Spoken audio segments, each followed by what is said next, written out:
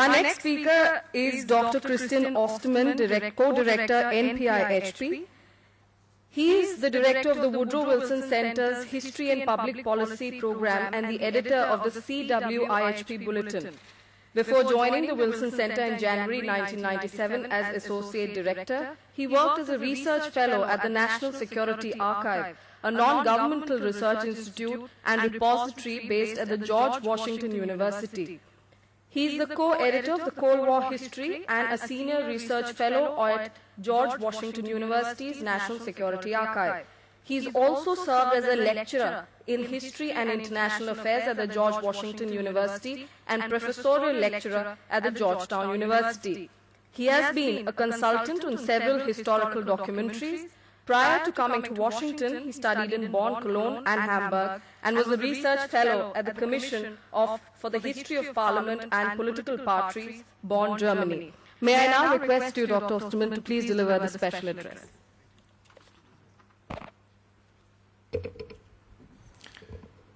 Thank you very much. It's wonderful to be here in Delhi with all of you and many of our partners. Dear Dr. Gupta, Special Secretary Chakrabarti, dear guests, we owe great thanks to the Institute of Defense Studies and Analysis for hosting this important event, this important conference on early nuclear history. I'm particularly grateful to Director Dr. Arvind Gupta and Research Fellow Dr. Vinod Kumar for their efforts, not just in preparation of this conference, and I know, having organized a few conferences myself, how much time goes into organizing these meetings, but also for their pursuit of the underlying research agenda and for their pioneering contributions to an emerging international network on the history of nuclear proliferation. Their infective enthusiasm, scholarly acumen, and warm hospitality have been inspiring to all of us, and it only underlines what a treasure of an institution IDSA is. For more than 15 years, I've had the privilege to run a research project and clearinghouse on the Cold War, the Cold War International History Project, based at the Woodrow Wilson International Center for Scholars in Washington, D.C., which is an independent, nonpartisan institute for advanced studies. Created in 1991 in the wake of the Velvet Revolutions in Eastern Europe and the dissolution of the Soviet Union, the project has sought to address a fundamental imbalance in our historical understanding of the global conflict that then had just ended. Until 1991, most serious historical scholarship was based almost exclusively on Western, particularly American documents and sources, and it thus represented a one-sided view of the conflict through the lenses of Western, especially U.S. policymakers and analysts. Little wonder that the historiographical debate about the Cold War was little more than an extension of the U.S. political debate over U.S. foreign policy, with many of the questions focusing on the issue of who was to blame for the rise of the Cold War confrontation. While on the Western side, scholars had access to thousands of archival documents starting in the 1970s when it came to explaining Soviet bloc perceptions and behavior. They were forced to rely on newspapers, Pravda, the occasional smuggled-out document, and Western intelligence reports, themselves of an uncertain quality. In terms of the source space for scholarship that often claimed the ambition to inform policymaking and the public policy debate, it was a situation of a one-hand clapping. The Cold War Project has tried to address this imbalance, the source imbalance, and to internationalize scholarship by providing access to the once secret, and even after 1991, difficult to access archives of the former communist world. Through publications, online and in print, fellowships and workshops and conferences, we have tried to contribute to a new history of the Cold War, a history that at its best is multi-archival in its source space, international in its perspective, multicultural in its approach, and interactive in its narrative. Interactive in the sense that the Cold War story can now be told as a complex process of action and reaction. It has not always, in fact, it has rarely been easy to excavate the documentation from the frequently uncooperative clutches of security establishments and archives, including those in the United States. And so we have developed strategies over time to facilitate this process. Early on, it became clear that thanks to the good work of Cold War-era government bureaucrats, there are often multiple accounts of conversations and decisions, often multiple copies and versions of documents in a variety of archives. When the Russian archives went into retrenchment in the mid-1990s, the far more open Eastern European archives became essentially a backdoor into Soviet policy. Triangulation and multilateralization of our archival efforts through a global network of researchers, archivists, and institutions has been one of our most fruitful methodological approaches to this enterprise, and it really requires a broad global network. Let me just mention one example that has just come to the fore regarding the Cuban Missile Crisis.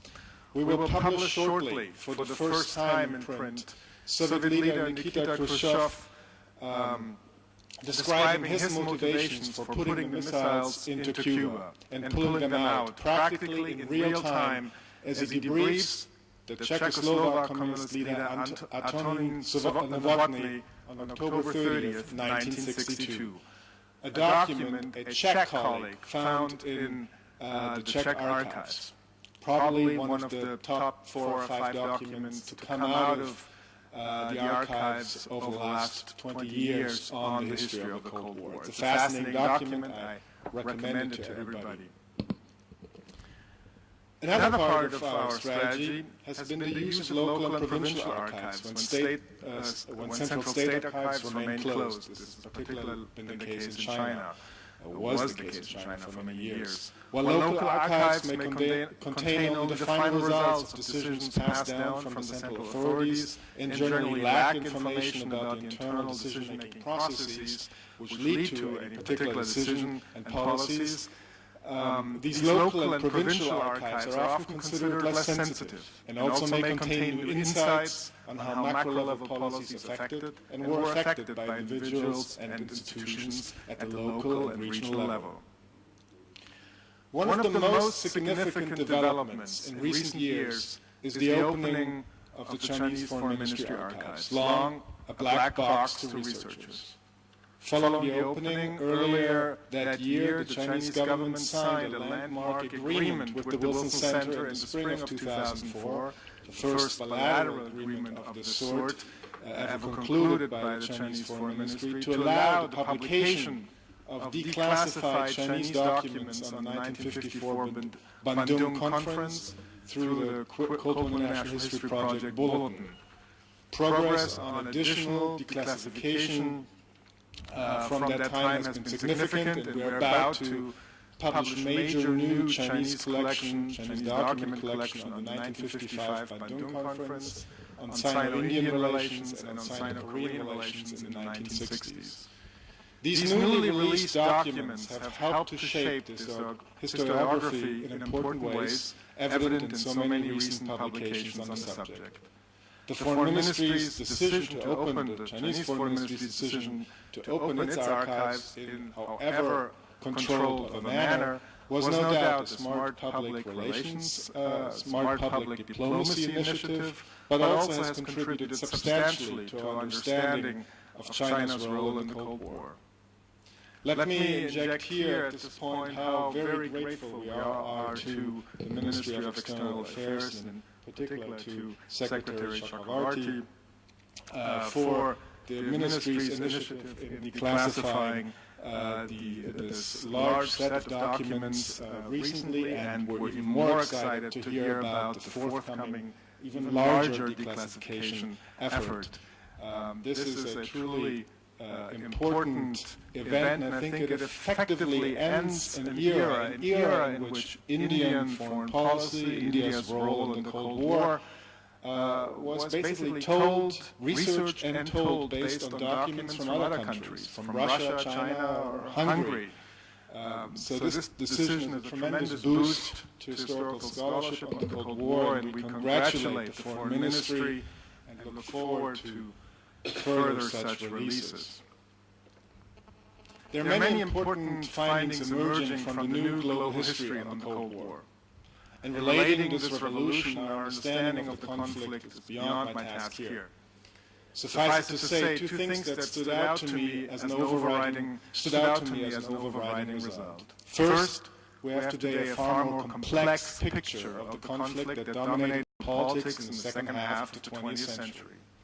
The Cold War was the political, ideological, economic, intelligence, military, technological, scientific, and social-cultural confrontation between the Soviet Union and the United States and their respective blocs from 1945 to 1989-1991. It was a truly complex phenomenon with a multitude of battlegrounds which had nearly total impact on the centrally and even the marginally involved societies, and even on the non-aligned nations that attempted to distance themselves from it. Secondly, I'm struck time and again by the interconnectedness of Cold War events, decisions, and developments across the globe. The many angles and layers of interaction and interconnection that existed within this global phenomenon. Many of these connections we are just beginning to discover. One example for this interconnectivity is the Cuban Missile Crisis, the 50th anniversary of which we will be commemorating starting next week. On the occasion of this anniversary, the Cold War Project will be publishing several hundred pages of new non-US documentation, including translated archival documents from sources from more than 20 countries, from Brazil to Bulgaria, from China to Denmark and Israel. And I would have liked to add Indian archives to that list, hopefully in the future. Indeed, as a colleague recently wrote, the Cuban Missile Crisis just isn't what it used to be anymore, because historians, political scientists, psychologists, eyewitnesses have revised and reconstructed all of our received narratives of the crisis, while adding many new ones we never thought about before. The bulletin issue, soon to be available online at cwihp.org, our website.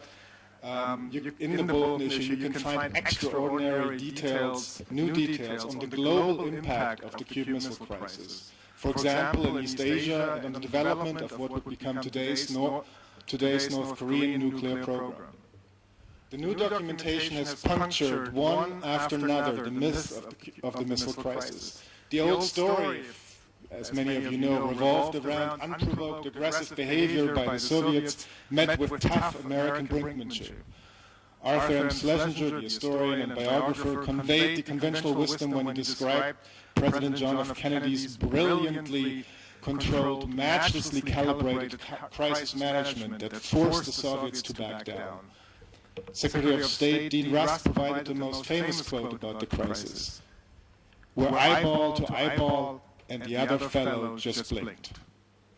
But the documents over time compelled new conclusions, and new narratives suggesting in fact that both sides blinked, that the crisis arose from adventurism beforehand by both Kennedy, his harassment of Cuba with assassination plots and Operation Mongoose, and Khrushchev by his deceptive deployment of the missiles. That both leaders stepped back from the brink because of their mutual sense of events spinning out of control. Indeed, the new evidence suggests the crisis was even more dangerous than policymakers thought at the time, with multiple potential flashpoints, mostly unbeknownst to higher officials, and certainly out of their control, girding the globe with nuclear weapons whose routine deployment was standard operating procedure for both US and Soviet militaries. Thus, the American fighter jets scrambling over Alaska to defend an off-course U-2 spy plane over Siberia during the most dangerous day of the crisis, October 27th. We now know each carried nuclear-tipped air-to-air missiles under their wings. Soviet diesel submarines, each carried a nuclear-tipped torpedo for taking out large surface ships, or even fleets. Adventurism, accident, and human fallibility, as one scholar has recently put it, spelled a doom that was only avoided by luck and restraint. There's still much we don't know about the Cuban Missile Crisis. The Cuban archives remain largely inaccessible, and the Cuban side of the story is yet to be told.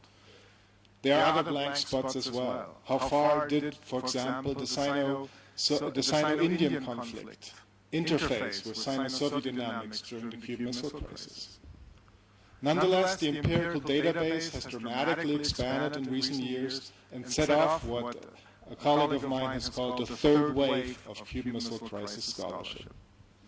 It is this fundamental methodological approach that I just outlined which underlies our new Nuclear Proliferation International History Network, in which we are a proud partner with IDSA, as well as the Machiavelli Center in Rome, East China Normal University in Shanghai, the Center for Security Studies in Zurich, the Getúlio Vargas Foundation in Brazil, the University of Vienna's International History IAE International History Research Project, and Monash University, as well as several other partners. And many of the partners are represented here today.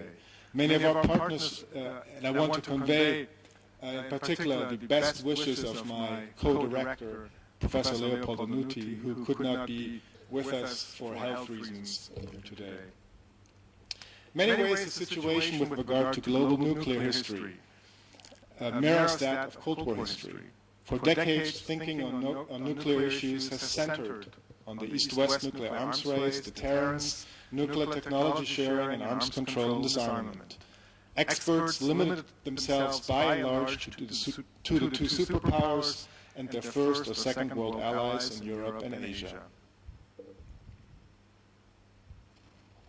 Today, long-standing concerns about nuclear proliferation and the fear of nuclear warfare have been eclipsed by concerns, was mentioned earlier, about regional nuclear arms races, local nuclear wars, and nuclear terrorism, which in some ways may be more complicated than the challenges faced by Cold War nuclear policymakers.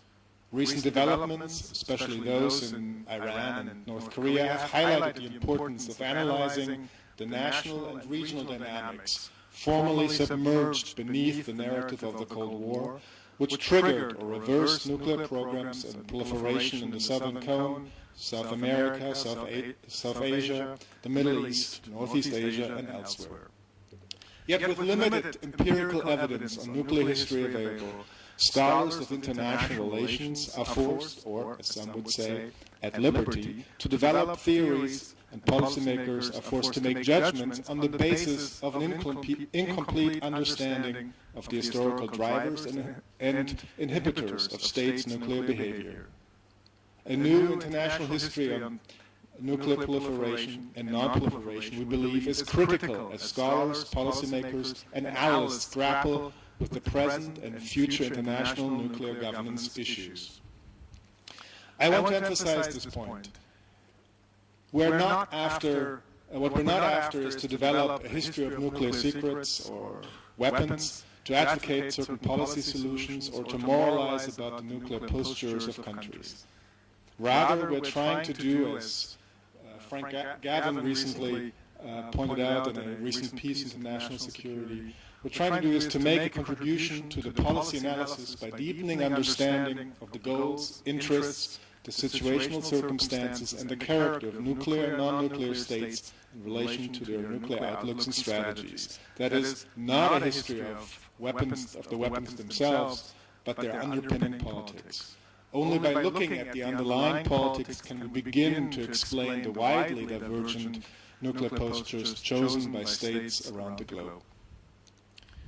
So this is the challenge that we hope to address through the Nuclear Proliferation International History Project Network, and we know from our experience with the Cold War Project that the best way to learn about why countries make or do not make certain decisions is to research in any given country's archives, to read about this decision process.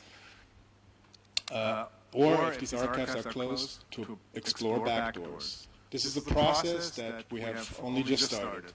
but the network is already unearthing surprising new findings from archival research and interviews and conferences all over the world. For example, a conference that our partners in Rio de Janeiro put together this past March produced surprising new insights about the relationship between Brazil and Argentina.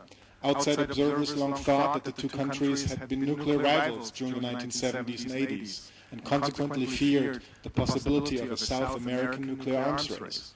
Testimony delivered by conference participants from both Brazil and Argentina, on the other hand, indicated that personal connections between Brazilian and Argentine nuclear scientists contributed to transparency and mutual trust between the two countries. We were equally surprised to learn from one of our colleagues who is working on a PhD that scholars and policymakers may need to re-examine their thinking on the role of carrots and sticks in non-proliferation. South Korea signed the NPT in 1975 under intense pressure from the United States, effectively putting an end to its nuclear weapons ambitions. New evidence from the archives in Canada, however, suggests that the carrot of Canadian nuclear assistance, which would only be provided if South Korea joined the NPT, may have been as important to South Korean decision-making as US pressure. Incidentally, we are also getting some very interesting new materials on from North Korea's erstwhile communist allies that help explain the origins of the DPRK's efforts to obtain nuclear technology. The project's working paper number 1, The Elephant in the Room by Hungarian scholar Balázs Salantai, copies are available, based on Hungarian documents, demonstrates that Indian government officials were reportedly grateful for Soviet Union's conspicuous silence following the country's 1974 nuclear test. Indeed, the fact that the silence seems to have achieved the Soviet Union's near-term objective of enhancing its influence in South Asia demonstrates the extent to which non-proliferation efforts tied in with the USSR's larger foreign policy strategy. Ongoing archival research efforts in India will need to substantiate whether and how these Soviet reactions impacted India's nuclear decision-making. In a similar vein, NPIHP partner East China Normal University has helped to explain Khrushchev's motivations for providing the PRC with nuclear aid. While the standard narrative among scholars has pointed to an almost naive sense of socialist solidarity as a key motivating factor for Khrushchev in sharing nuclear technology with China, newly declassified and translated documents from the PRC Foreign Ministry Archive and Provincial Archives suggest that, in fact, Khrushchev saw nuclear aid as part, at least in part, as part of a quid pro quo by which he obtained Mao's support for his continued leadership in the face of political opposition from other members in the Soviet leadership. Many of these findings are necessarily preliminary and incomplete. They point to the need for further collaborative research. India's role in the Cold War, in particular its nuclear past, remain underexplored, and much of the existing literature is based in Western sources. Today's seminar, I hope, will address some of these important questions. And in conclusion, I wish us all a successful and rewarding day together. May it be the first of many such workshops on nuclear history here to come, and may it contribute to deeper understanding and better public policy here and around the world. Thank you.